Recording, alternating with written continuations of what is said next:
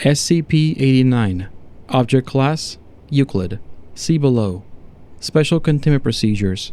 SCP-89 is stored in a special shipping container at Site-36 and monitored for locution events. Mobile Task Force MU-89, consisting of personnel with advanced training in linguistics, psychology, and tactical diplomacy, has been established in order to respond to such locution events.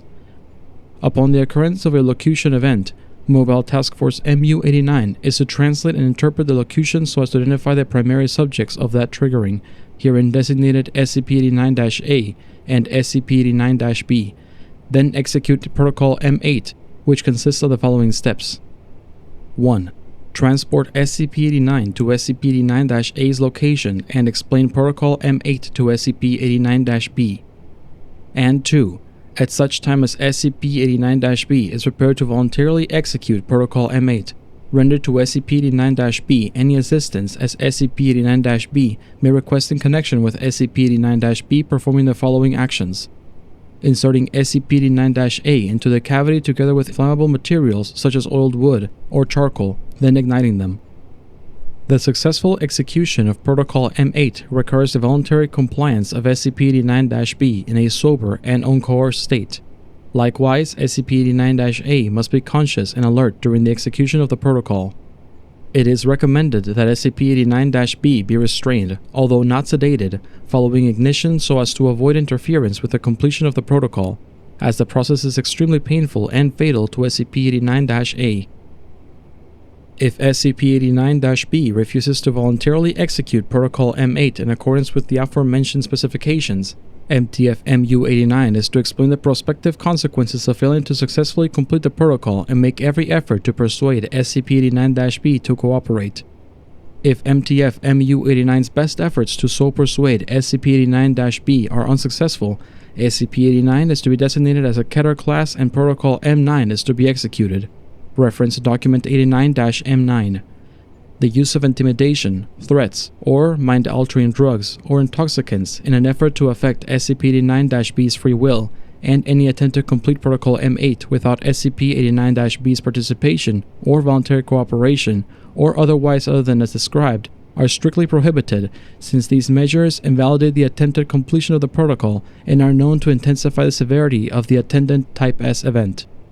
It is also recommended, although not required part of Protocol M8, to cause the execution of Step 2 of Protocol M8 to be accompanied by the surrounding of horns and percussion instruments, as doing so may mask the sounds made by SCP-89-A during the execution of the protocol. Upon a successful execution of Protocol M8, the related Type S event generally begins to ablate within 7 hours. Description: SCP-89 is a glazed earthenware statue approximately 3 meters in height, depicting a winged, bull-headed humanoid with an open mouth. The front of the statue's torso is hinged and can be opened from the top to reveal a cavity, approximately 0.6 cubic meters in volume, and can be locked from the outside. The rear of the statue bears an inscription in a Canaanite language, possibly Punic. The statue dates from approximately the 2nd century BCE. Footnote: Dr. Redacted. transcribed an excerpt of the text as Nightmare of Moloch, Moloch the Loveless, Mental Moloch, Moloch the Heavily Judger of Men. On infrequent occasions, sometimes separated by periods in excess of a century, the statue speaks. The mechanism by which these sounds are made is not understood, and the mouth of the statue does not move. The statue's locutions are in a Canaanite language, probably the same language as the inscription, and consist of the name or a description of SCP-89-A, a demand for Protocol M8 to be accomplished, together with instructions for doing so, and a description of the attendant Type S event in figurative language. Each locution event is followed, within a period of 3 to 11 days, by the commencement of a Type S event meeting the description given in the locution event, unless Protocol M8 has already been completed. Each Type S event is epidemic, natural disaster, mass hysteria involving genocide or other massacres, or other events involving extensive damage to property and loss of human lives over a period of time that continues until Protocol M8 is successfully completed. In the case of each documented locution event, the attendant Type S event, while significant, is limited to a geographic area that does not directly affect SCP-89-B, This has, in some documented cases, resulted in the pendency of a Type S event for an extended duration of time due to SCP-89's unawareness of SCP-89 or of Protocol M8, or SCP-89-B's unwillingness to undertake Protocol M8 in order to arrest the Type S event.